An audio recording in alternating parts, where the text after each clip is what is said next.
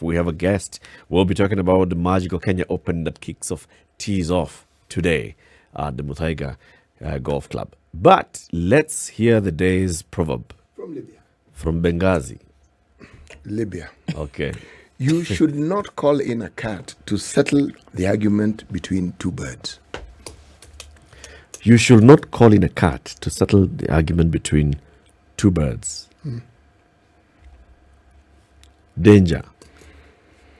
Well, unless you're seeking the extinction of the birds. So that future birds know that when you have a disagreement and the arbitrator who's available is a cat, sort out the matter among yourselves. Don't throw a cat among the pigeons. No. Bas. Bas. Does the proverb make sense to you? Well, talking of birds and buddies. Oh, well, of course.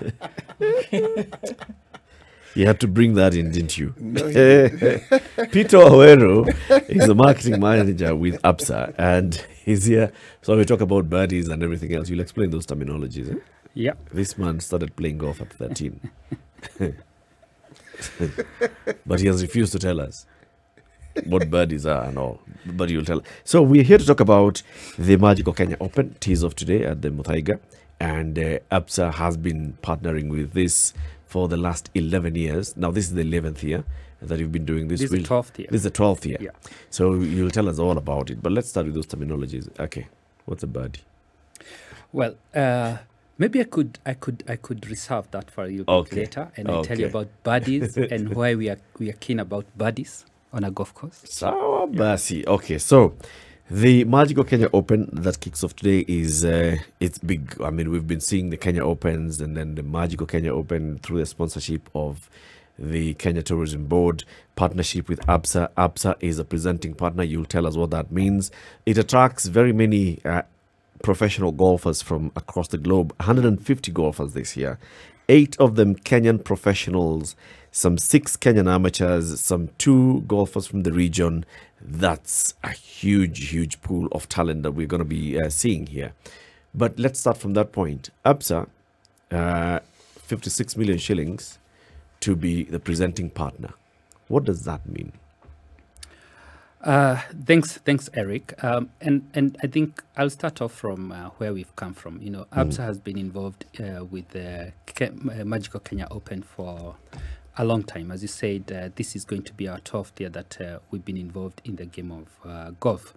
And I think for us, beyond being the presenting partner this year, what we are proud of is a journey that we have walked with the Kenya Open Golf Limited to elevate the game of golf, but more importantly, to elevate the tournament of the Kenya Open from, you know, where it started to where we are at now as an European Tour event, which means that it's indeed a global event that not only brings the best to Kenya in terms of golfers, but it also presents Kenya to the world. And for us, we feel that's a big role that we are playing as a financial institution. You know, not only presenting this tournament to Kenyans, but also presenting Kenya to the world. Big thing. So when you say that then answer my question, that you're presenting partners. So basically, our partnership with the Kenya Open has been long-standing. You remember we've been a title sponsor for a long period of time, and this time round we've also seen the government come in a big way. Hence Magical Kenya Open, and as a leading corporate sponsor, then we are proud to have that category of the presenting partner at the tournament. What I've always wanted to understand, and I'm glad you're here. Yeah. When you say sponsor, what exactly do you do? Well, our support to the tournament goes. It's actually multifaceted. We do, of course, put in funds that go towards supporting the tournament itself. There's a lot of activity that we do towards promoting the event to ensure that we bring it to the public, and also to ensure that it's well organized. And more importantly, our support also goes to the professionals that are playing, our Kenyan professionals that are playing at the tournament. So there are different elements of participation that we have that is totaling up to, up over 56 million Kenya shillings. So when you say supporting locals, is this something you can discuss in detail? Meaning, do you give them bus fare? Do you give them lunch money? Do you give them clubs? Do you give them gear? That's a good question, CT. And I think even before we get to the Magical Kenya Open presented by Absa, I think we've seen ourselves get involved in local tournaments where then you see talent being developed. But coming closer to the Magical Kenya Open, we are currently sponsoring 5 Kenyan professionals to play at the Kenya Open. There's a cash injection that we are doing to support their logistics to ensure that they don't think about anything else apart from their golf as they go to compete at the Magical Kenya Open. At the same time, we've put in an incentive. We want them to play well. We want them to be motivated. So we are saying that for those that are going to make a cut after the first 2 days of play, we are going to award them with the Kenya shillings 200,000. If they make a cut and they're within the top 20 after the first 2 days of play, we will be giving them 300,000 shillings. And for the Kenyan professional that will be amongst the top 10 in the finals, on the last day, we're going to give them 1 million shillings. So there's an incentive package that we have put in just to ensure that, they bring their A game on. Yeah. Okay, so are you looking at this as a, double approach? Because there are those who will be participating in the tournament as sportsmen and women. I am going to say women as well because I am going to assume well, this time round as sportsmen. Okay. Yeah, and we can talk to that. That's a conversation for another day.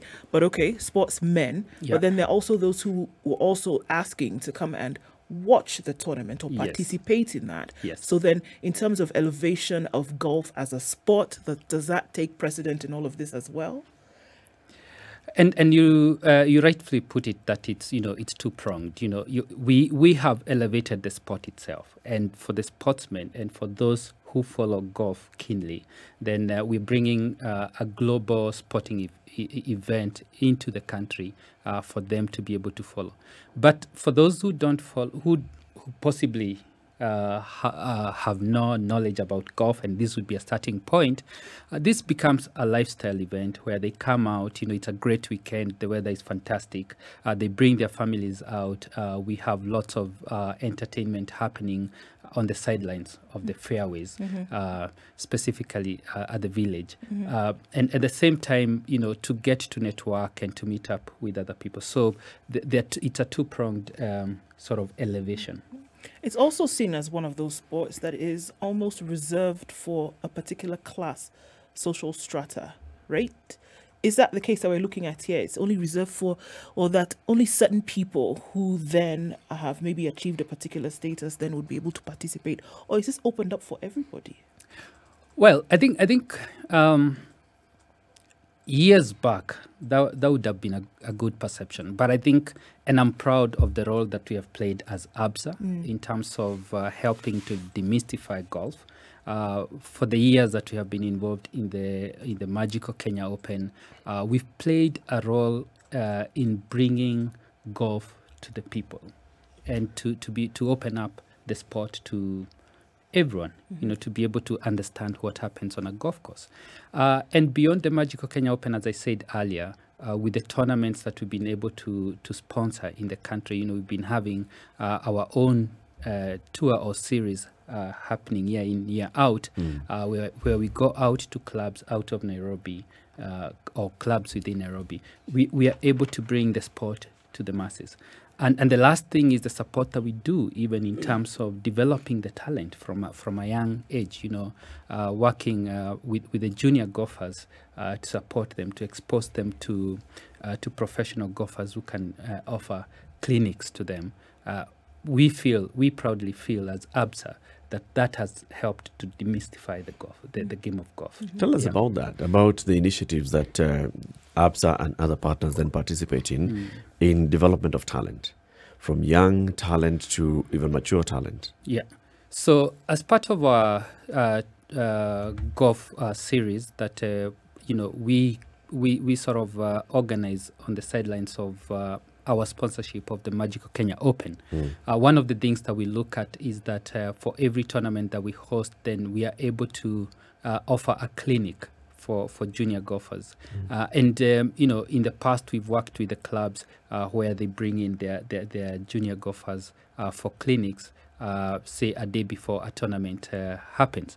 But we're going to even, sort of make that better. We have programs that we have in place that will be, looking at working with key players who are involved in development of golf to come up with, structured programs that we can, then say we are supporting to develop the talent. When I think of what you're saying, my mind goes back to football, soccer. And it has actually gone back into history. But bringing it to modern day, within the soccer fraternity, there are all these ligidogo type things. They've got different names. Some are called this, some are called the other. But and every Saturday, right across this country, you'll find such events Young taking boys, place. yeah. Yes, young, and I mean really young. Some are almost the same size as the ball. But young people getting to be in contact with the ball. Now, Yes. when we speak of golf, it's an expensive game. It's not something that you can just wake up in the morning. And kick a ball around. No, you can't. But it doesn't mean that you cannot develop clinics and you can't do that. Now, what has Absa done, or what has been done to get golf to the very grassroots in the same way that soccer has? I think City, and I think even when I look at what is happening with football, and for the clubs that are training the young boys and girls now, still it's an expensive affair because there's training cost that is involved. But talking about golf, and I know the Junior Golf Foundation has done a good job. Once in a while we've been in touch with them in terms of what they're doing, and they're key players within the Junior Golf Foundation who have started clinics with kids in primary school, which is something we celebrate. I think for us as an organization, what we are looking at is the future of how we can get involved with such stakeholders and work closely with them to then say how do we expose our young people to the game of golf. You talked about cost, and I think each sport and each of sporting activities requires some financing. But I think when we come together as stakeholders, like we are doing, we are heavily involved in bringing something like Magical Kenya Open to the country. I think when we get like-minded stakeholders, then we are able then to even sort of make it easier for these young people to participate in game of golf. We've seen in certain clubs, I think something is happening in Nyali or other clubs where golfers donate their equipment to kids in primary schools Right. to sort of get trained. So those are interventions that we are open to work with, and certainly we believe that is the future of developing the talent in this country. Yeah. If you look over the last 11 years Yes. that Absa has been involved in promoting golf through the Kenya Open Golf, would you say, for example, that there's somebody who's playing today, either an amateur or a professional, whose journey you can track back through your partnership and sponsorship of Kenya Open 11 years, and you say, this person first came as a spectator and then they joined the club, and with our support, with the support of us and other partners in the Kenya Open Golf, Kenya Golf Union, they're now at a level where they're playing in a European Tour tournament? That's a very good question, Eric. And I think when we look back at the years that we've been involved, we've seen and it may not be the direct, injection of funds to develop particular talents, but the fact that the talent has had an opportunity to, first of all, get exposed to professional golf, and at the same time to get to play with some of the best in the world. That is one way that we feel that our contribution has impacted on the game of golf. But coming closer home, I think one of the things that I've observed is that a lot of talent that is currently playing as part of Team Kenya has come from let me use the word humble beginning in golf. Some of they're very exciting stories. When I listen to some of the professional golfers that we are sponsoring currently, they started off as collecting balls on a golf course, and they could watch what is happening, on the golf course, and they got interested and they started playing, and today they are professional players. So there are those big names there, but they started in a very small way. Their parents were either involved in the sport of golf, and they could happen to visit a club or just be in the precinct, near club, and get to see what is happening. So they're very good stories. And before I finish, one of the exciting things is how we also celebrate this as Absa. And you've heard us talk about Africanacity. Yes. And for us, Africanacity is a distinct way we get things done here in Kenya and on the continent.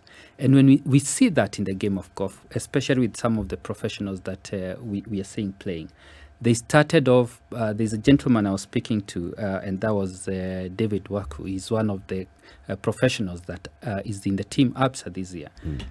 The guy started off with a wooden club. He made his own club to hit balls, and that's exciting because he made his own clubs and he started hitting balls. Today, he's a professional golfer. So that, for us, is Africanacity. It's a spirit we celebrate. Playing the African tour. Do you get to sponsor them to go through the others, European tours in the circuit? Do you get to sponsor them to go and play outside the country?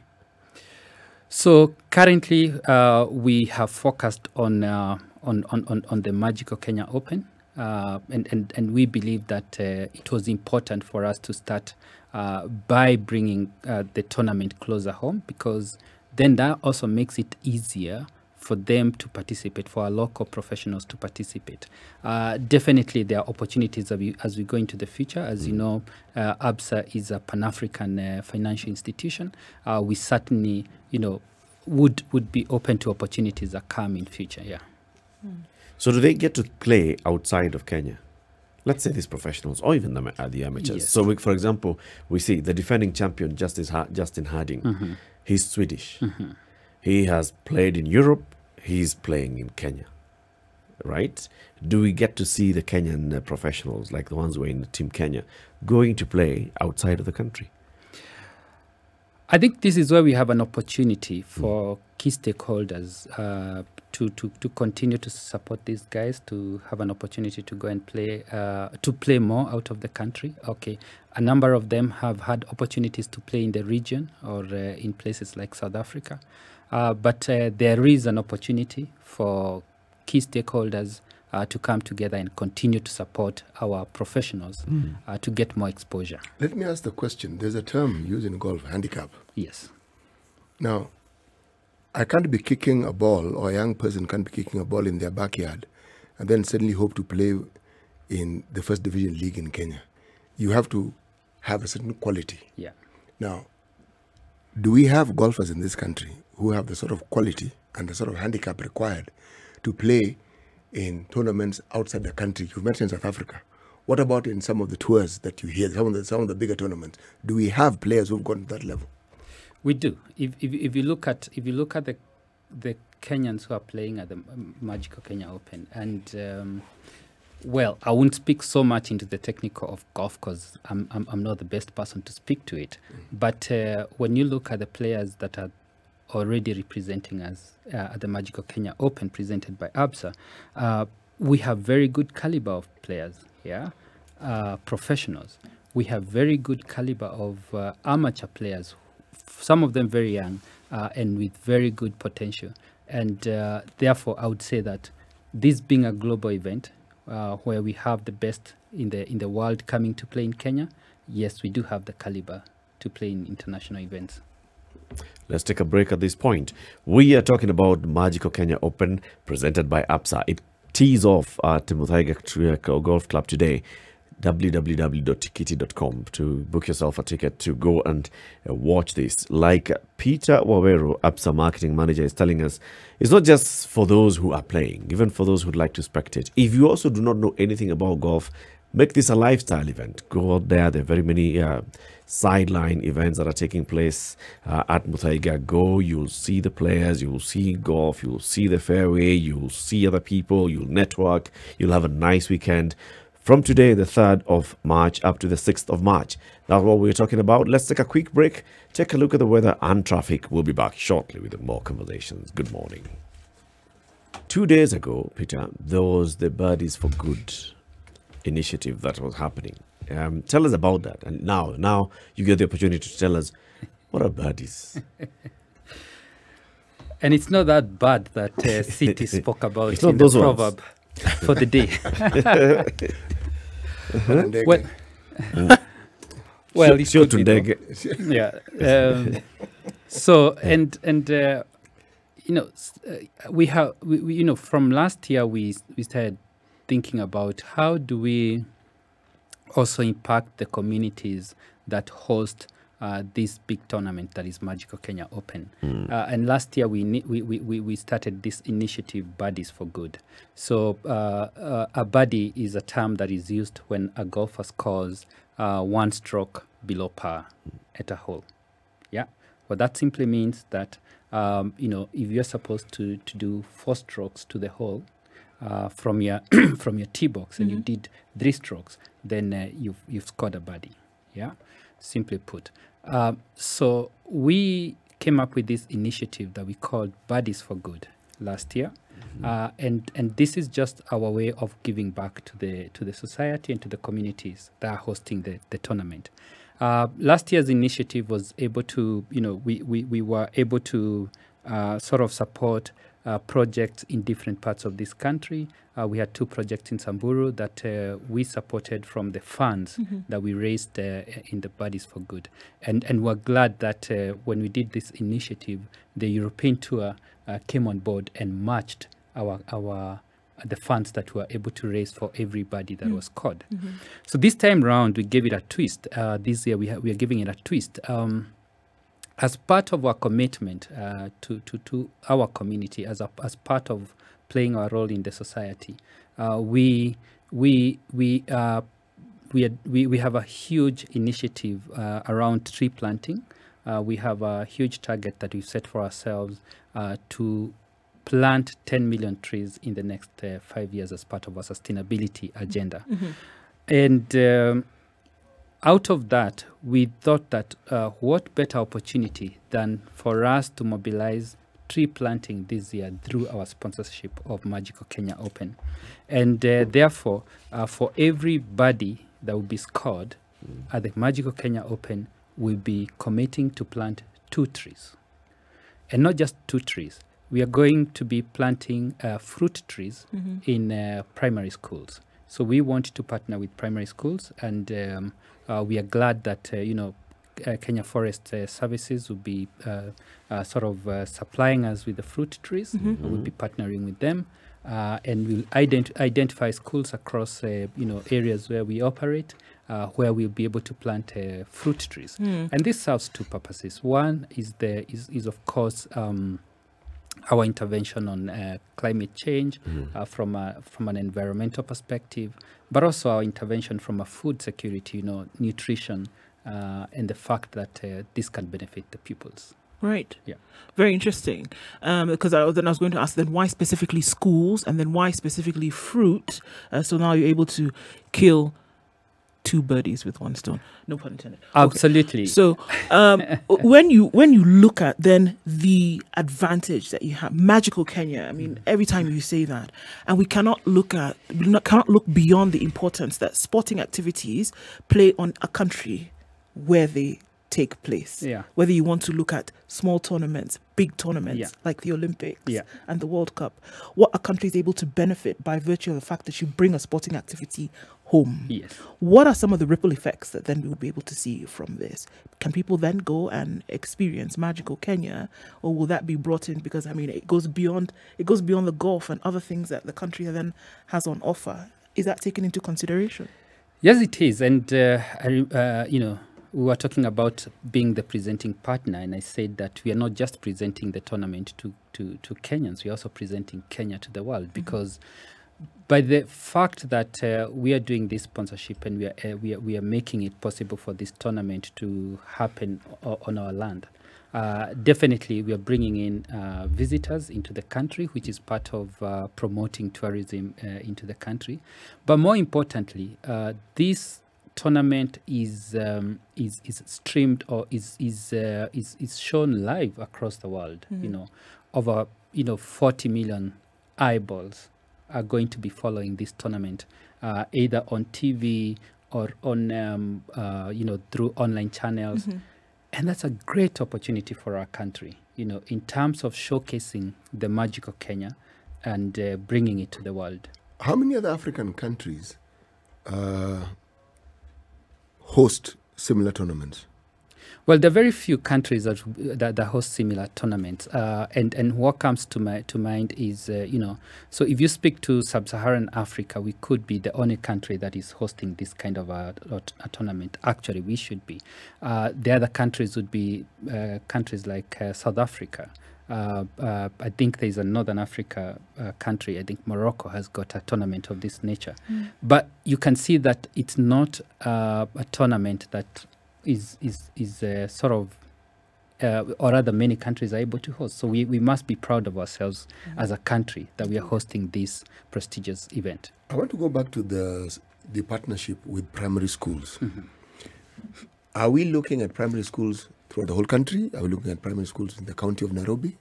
And if so, is there criteria for partnering with a school?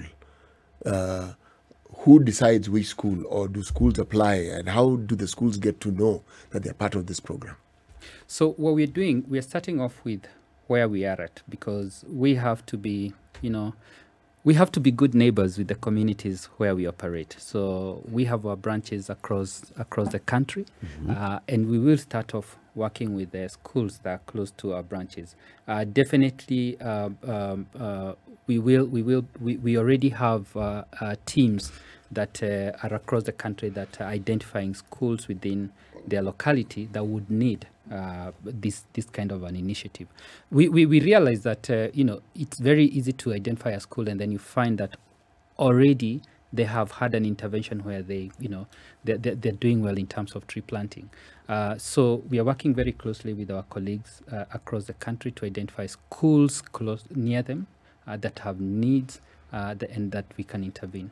Of course, certain areas will benefit more than others given the situation, especially where we find that there is need for nutrition intervention, there is need for environmental intervention. Those will definitely get a priority. There's the planting of trees. Does the initiative also take into account what it will take to ensure that the trees are nurtured to the point where they actually produce fruit? Absolutely, and that is why we are putting in money.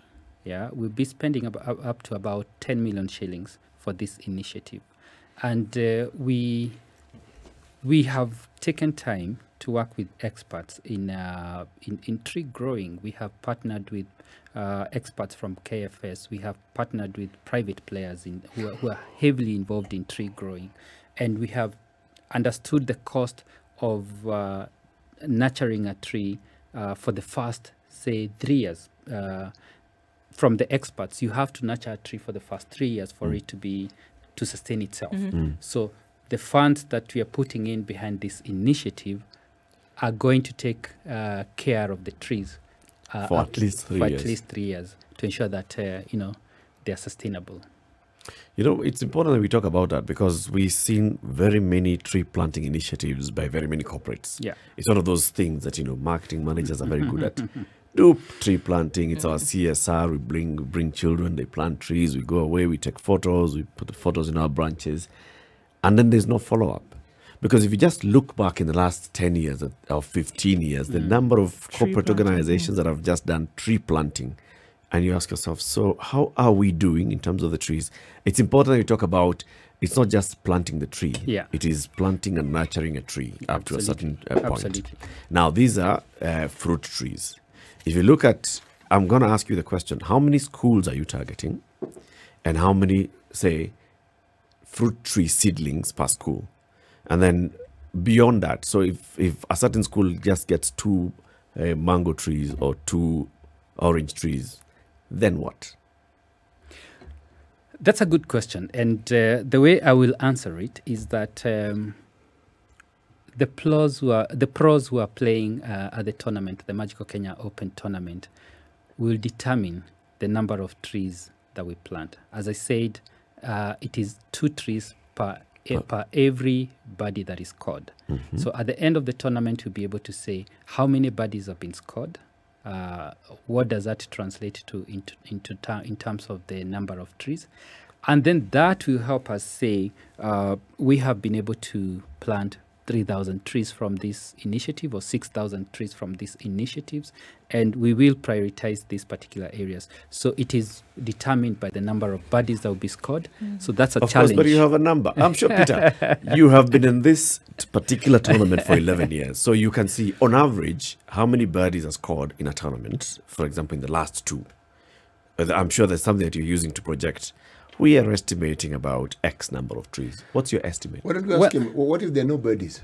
Well, we are sure with the talent that we have on the course starting from today, we will definitely get enough birdies.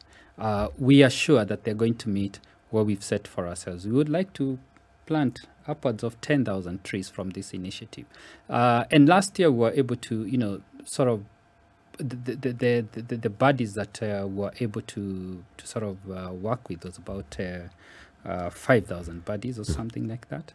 So, and every tournament is different. So that was 10,000. If it was last year, it would have been 10,000 trees. Yeah. But every tournament is different. We were on a different course last year. We're on a different course this year, which a little bit from the people that know golf very well. They're saying that it's much more tougher than current. So we expect that it's a good challenge, but let's wait and see. On Sunday, maybe you invite me back next week and I'll tell you how many trees we'll have planted from the tournament. Okay. So that question that Siti is going to ask you, let me ask you before he does. Yes. So that when he asks, then you can answer it. What's in it for Absa? Why have you been doing this? I mean, what do you get out of it? You're a business. You have a responsibility to share to your shareholders. Why do you spend money supporting golf? I think our responsibility goes beyond shareholders to our stakeholders, to the communities that we work with. And for us as Absa, our purpose is to bring possibilities to life. And how we do this is by working with communities, with individuals that we serve, connecting them with opportunities or resources that they need to grow and to realize their potential. So we see sporting, and not just golf, as one way that we work with communities to make them better, And we've been involved in different sports, not just golf. You've seen us in athletics. Last year we sponsored the Absa Kip Keino Classic. Yep. We've been involved in local initiatives like the Nakaini Marathon. We've been involved in football right from the global involvement with the English Premier League, but now bringing it closer home, where we bring players or legends that have been in the English Premier League to nurture the talent on the ground, working with organizations locally. But for us, it's not just about what is in it from a financial perspective. It's what is in it in terms of enabling the communities that we work with, the stakeholders that make us who we are, bring their possibilities to life. I'm sure you still ask that question by your CEO. What's the impact? How do you measure impact? How do you measure the impact of all these initiatives that you get involved in from a marketing perspective? So there are different ways, and definitely when I go back to the office after all this is said and done, there is the impact that we have to look at what we've been able to do. But the first thing is the connection that we as a brand, Absa, have with our stakeholders, and we are very keen to meet our stakeholders at their passion point. Whether it is golf that you love to do, whether it is athletics, which has got huge following here in the country, whether it's something like music, which we'll once in a while get involved in, it is something that appeals to you as an individual. Sure. And for us, as we speak to you, even from offering the banking and the financial solutions that we have, we are speaking to you as an individual, as a human being who has got interests.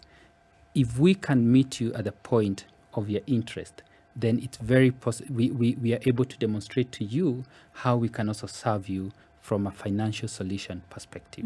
Yeah. And can we see a place where then brands own initiatives? And when I say this, I mean, I'm thinking of some of the major brands that we see, big corporates that we see who own initiatives, especially sporting initiatives, and these are global, that it's no longer that the sector is known, but that it's the brand or it's the corporate and what they're pushing through this particular sporting initiative that is then remembered.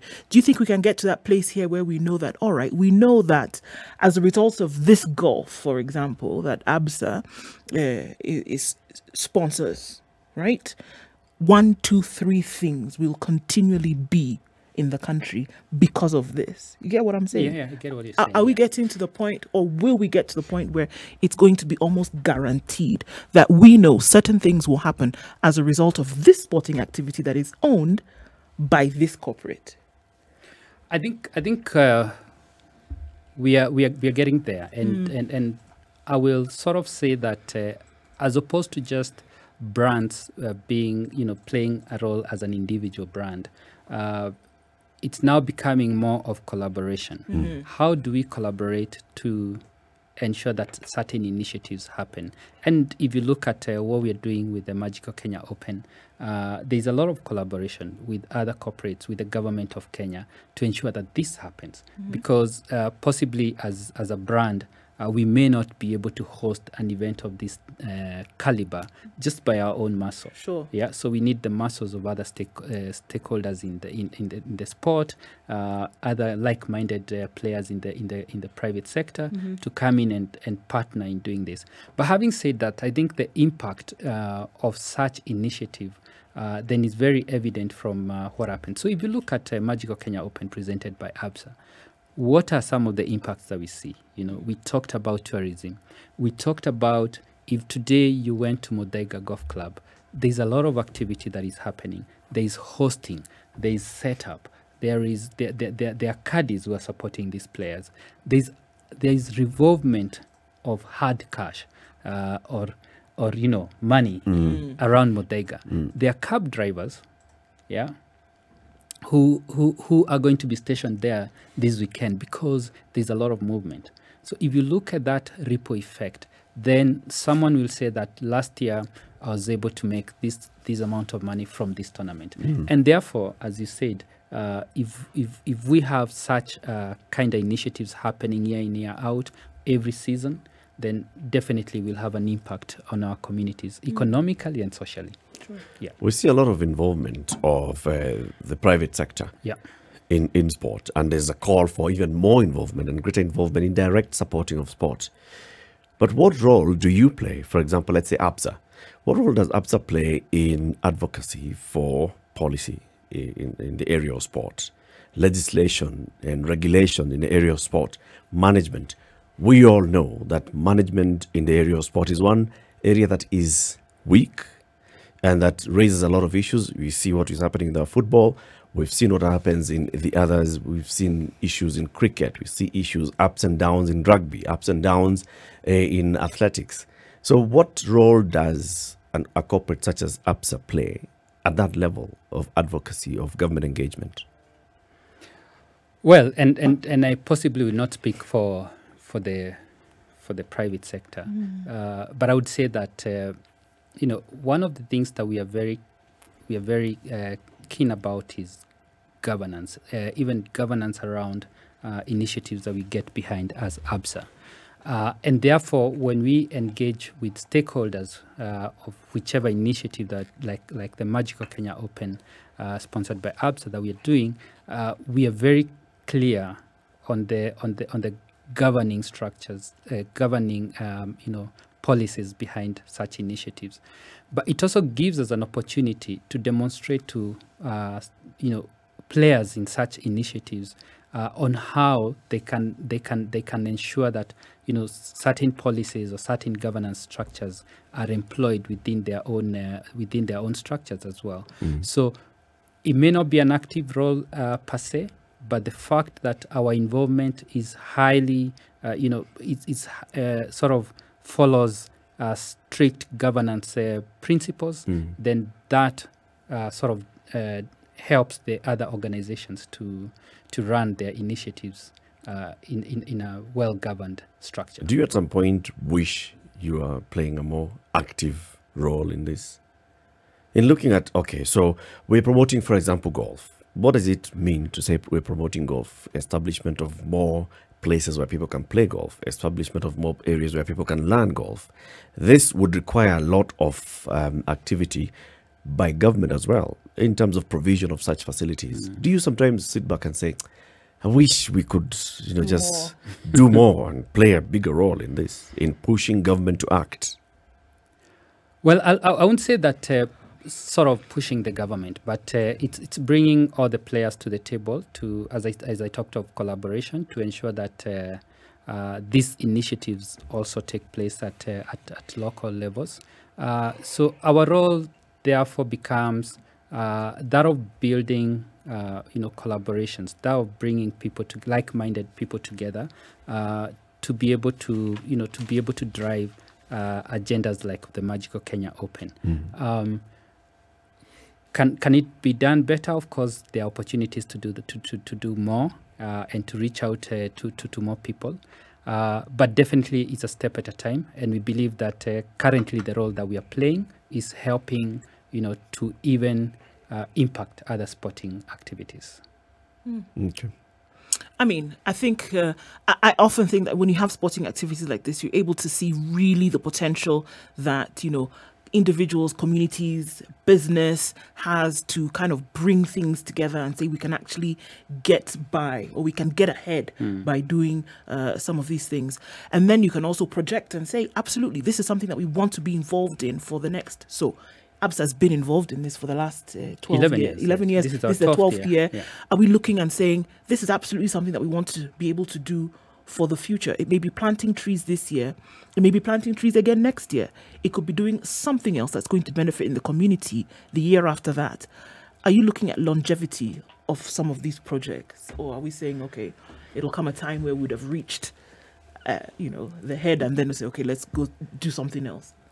Well, as demonstrated by the commitment that we've done with the Kenya Open, going into 12th year of partnership, you can clearly see that as a bank, Absa gets once we get our commitment, we then look at it from a long-term perspective, and there's something that we've observed. Like if you look back at our journey from where we started with the Kenya Open to where we are at now, it's now a global event. And this has attracted other players to come in, be it from a government perspective or from a private sector perspective, to support the platform. So we feel proud that we started a journey. We possibly were not many players then in terms of the corporates that were supporting this, but we have consistently invested in this particular tournament, and at this time today, there are many players who are coming in to say we want to get involved. We have a commitment to the communities that we work with in terms of supporting them, especially in areas of sport. So it will not necessarily just be golf. It's also looking at areas like athletics, where last year our CEO announced a commitment for 3 years with Kip Keino Classic, and you'll be seeing as this year what we'll be doing with the Kip Keino Classic. And other sporting activities that are there and our communities are passionate about.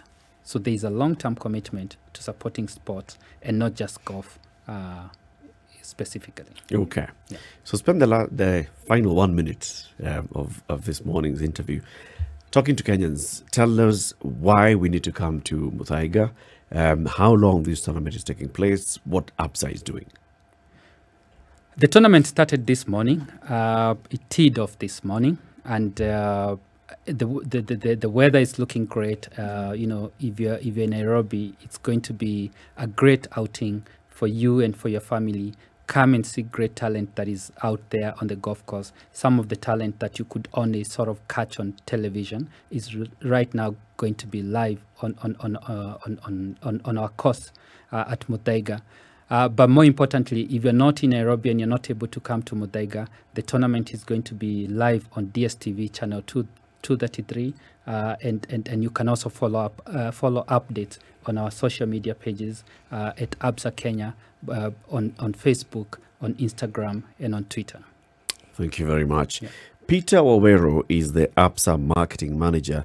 We've been talking about Magical Kenya Open 2022 presented by Absa, which teed off this morning at the Muthaiga Golf Club on this day, the 3rd day of March. It goes on until the 6th. And he's been telling us why Absa has been supporting this initiative and this tournament, part of the European Tour for the last 11 years. This is the 12th year. Good job that you're doing. Thank you. And we hope to have you again soon to talk about this initiative and these trees. Let's follow up and find out. So how many trees are you going to plant? Let's start that accountability from that point. How many birdies? How many trees are you planting? Where? And I'll definitely want you guys to accompany us as we plant some of those trees. So I'll be inviting you. That would be amazing. Kabisa, na iko pesa.